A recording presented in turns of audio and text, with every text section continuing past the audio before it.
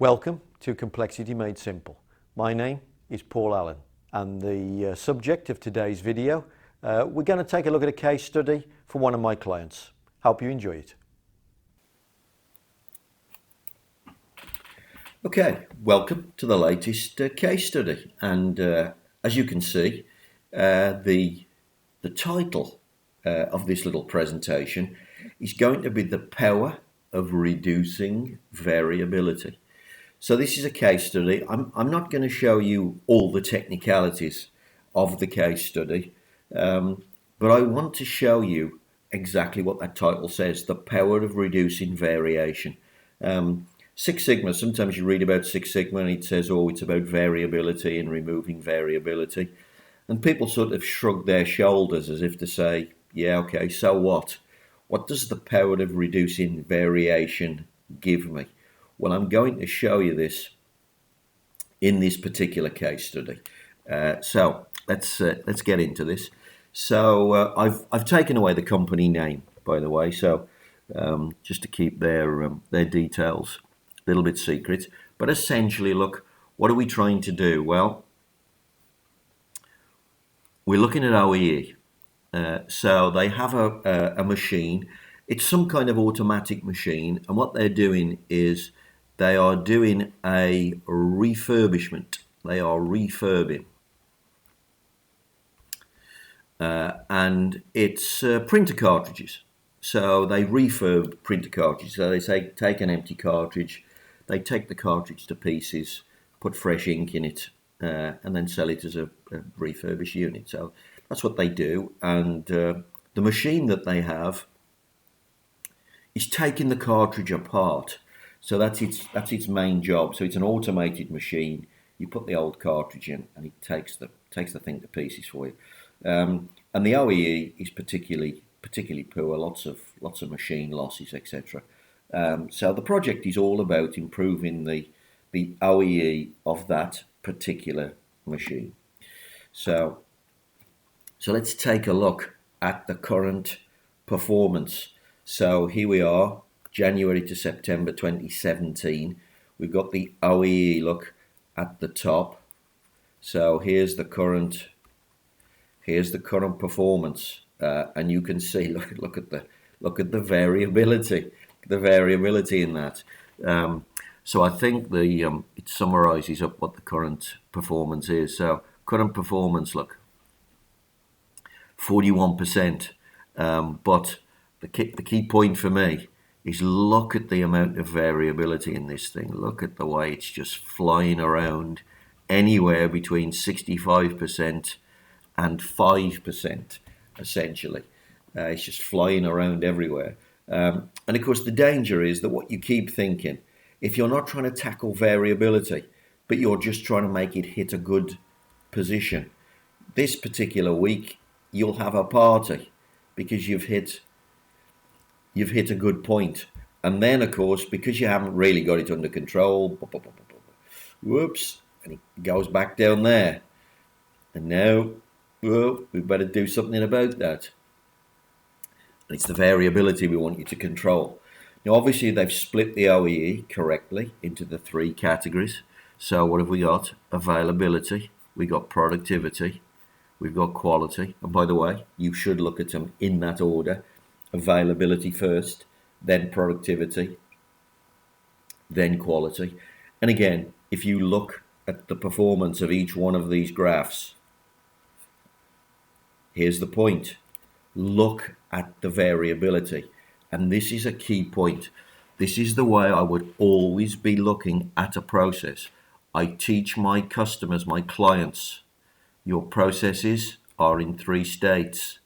They're in a state of chaos. They are in a state of control. They are in a state of excellence. The first thing you must do is take the process from chaos to control. And right now, variability is a measure of chaos. Look at the availability performance down here. Look at it. Look how chaotic it is. You come to work each day and you have no idea what's going to happen. No idea whatsoever. and it could be brilliant. In this case, look, 100%. Could be as awful as 20 odd percent. You have no idea what's going to happen. That is a chaotic environment in which to work. As is the productivity, as is the quality. So we are going to go from chaos to control to excellence. And you're going to see those 3 steps in this particular project. So she set the target, just before I come off there, she set the target, look, of OEE of 80%. And she's sort of suggesting that it's a dream target, because obviously to go from 40 to 80 does seem like a dream target. That's an incredible change in performance for this piece of equipment. So then she starts looking at the various problems, repairs in the last 10 days, availability. And she's kind of looking at availability and quality together, because what tends to happen is when they tend to get problems, so when the machine is not performing its task correctly, they get quality problems. And of course what then happens is they shut the machine down to repair it, and that gives them availability problems. So these two are very much linked together. And look what she does. Look what she does. Now this is really important. What she's doing here with each failure mode. So here's the failure mode. Toner cap not removed, screw not fitted, gear holder not fitted. So here's the failure modes. What she's done, look, she's driven the variability out of these graphs. And that's very important. Of course, what you're seeing is the fact that the performance has gone from terrible to fantastic. That's what you're looking at on the graph. But that wasn't the way she tackled the problem. The way she tackled the problem was to simply say, how do I get the variability out of this graph? And if you take the variability out of this one, for instance, is lower, the better. All of these graphs actually are lower, the better. If you take the variability out of a lower, the better, or indeed a higher, the better, the process will just go to the good place. It will go to the target you're trying to hit. You cannot be consistently crap at something. And here's the graphs that prove it. What she tried to do was remove variability. And by doing that, she's driven the process to a great location. So let's have a look through. Look, all of these. Look, screw outer. Look at this. Look at the chaos here. What she's done is removed the chaos, driven it to a good place. Look at the chaos here. You notice it doesn't consistently. You don't get consistent rubbish performance and then consistent good performance. That's not what's happening. What you get is chaos, then control. And when you go to control, the process just goes to great performance levels. This is the power. It's the power of removing variation. This is the simple step. People think it's not the interesting step. But when you remove variation from your process, you make piles and piles of money, because your machine will behave in a consistently fantastic manner. And now she's just going through some details that she's done in order to optimize this. So what she's basically saying is, I had lots of variables, lots of input variables, condition of the nozzle, the alignment of the driver, etc. And she's kind of showing you the work that she's done here. So you can see, look, they're running the machine with a damaged nozzle. Yeah, so I've got to replace that, but then you've got to put a proper maintenance procedure in place. This is simple stuff, by the way. This is not, it's not difficult. It's easy things to do. More things on the reset error. This is the toner cap not being removed. Each one, she's going through the details of how she got each one of these and removed the variability. And how do you remove variability? You do a very simple thing. You fix inputs. And that's all she's doing. She's going to fix settings. She doesn't allow technicians to fiddle about with things. She's going to fix maintenance. Yeah, so she's just going to fix the condition of things. She's going to fix the setting of things, and she's just going to hold them in the same place. There is going to be no skill or faffing about by technicians allowed once she's done all of this. Let's keep going. What else we got here? The gear holder. So she's talking about how the gear holder problem, the variables that she worked on and the standard operating procedures that she put in place. Here's a great little technique that I taught them. Do you have an SOP? Are we happy with it? Are we following it? If you cannot tick all three of those, that is an area you need to sort out. Yeah, so in order to have control, you have to have a standard operating procedure, a technique that's agreed. You have to be happy with it. You have to decide that it actually works, and then people actually have to be using them. So she's using that very simple procedure on all of these techniques. And you can see she's taken the gear holder, look, from 8% down to 2%.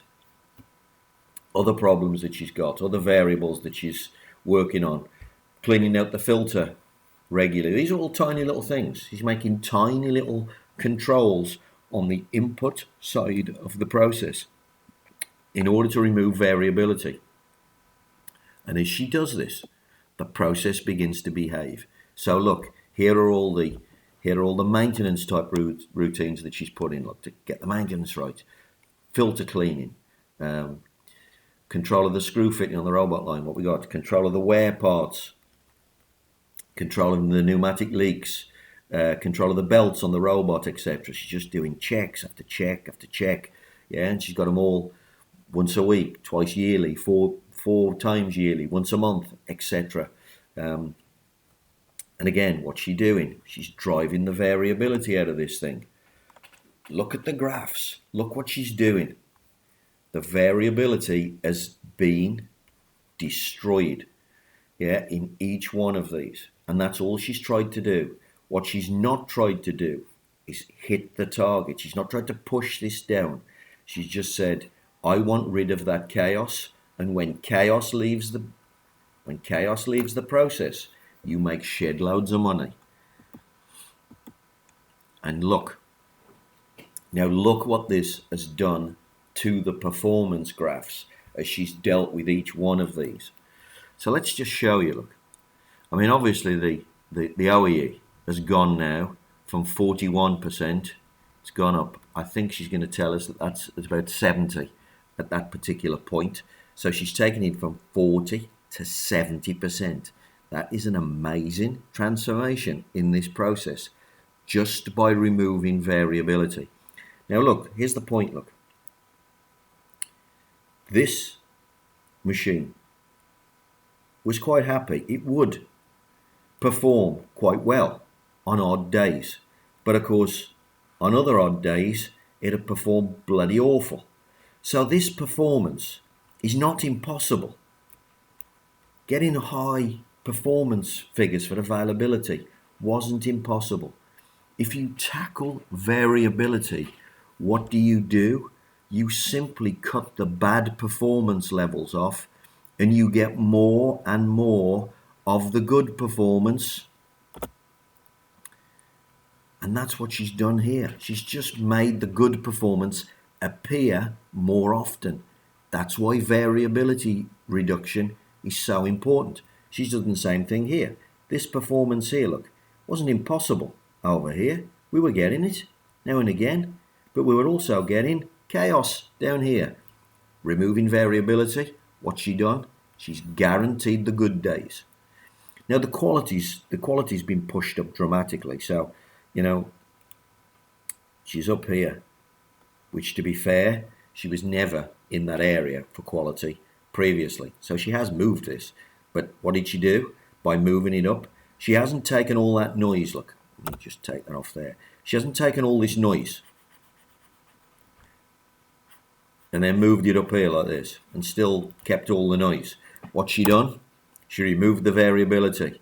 What did the machine do? Just consistently went to a great result. And that is what removing variability does. And then what's it done to the total? Well, it's done exactly the same to the total.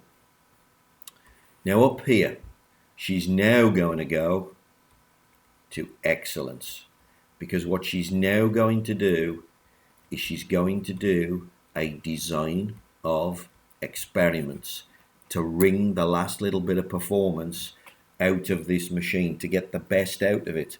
But look what she's achieved. Chaos to control. So let's just pop these in. Look, so 71 initially, then it's gone to 75 for January to March this year. She's still dreaming of whether 80% is possible, but she managed to get it there by doing a DOE. Chaos to control.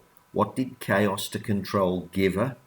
It gave her a 35% improvement. It gave her a 35% improvement from 41 up to 75. Now that's where all the money is. All the money is in getting control of your processes. The last little bit, which is the excellence up here, which, by the way, is the fun bit. This is where all the maths is. Yeah, this is where it gets all super technical. Doing a DOE. There's lots of maths and technicality in doing a DOE. But you know what? What did she get? She just got the last. She's going to tell us what the performance went up to, but I think it went into the 80s. But maybe she got the last. Not sure if she got as much as 10%. But she only got the last 10% with the fancy toolkit. The stuff that Six Sigma's famous for. But actually, chaos to control, that's where the money is. The money is in variability. If anybody ever talks to you about variability, listen to them hard, because that is where the money lies in your company. So here's the DOE that she did. Now this is a properly designed experiment. This isn't just any old set of tests. So she's doing 8 tests. She's identified 1, 2, 3 variables that she wants to play about with. This is a properly designed experiment. This isn't just random tests. This is a proper way to do, to learn knowledge on a process. So let's have a look. She's done the analysis, some graphs here showing us how important each one of those variables is, etc.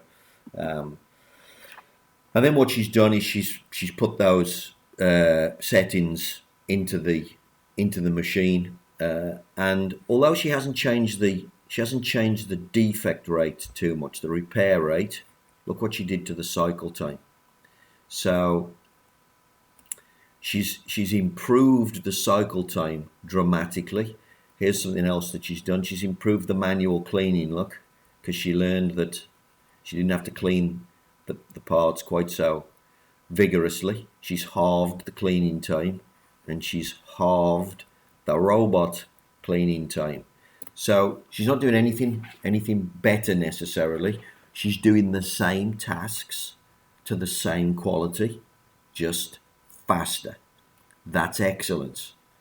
Chaos to control made the machine behave correctly initially. It got rid of the problem. It got rid of the pain. What does the DOE do?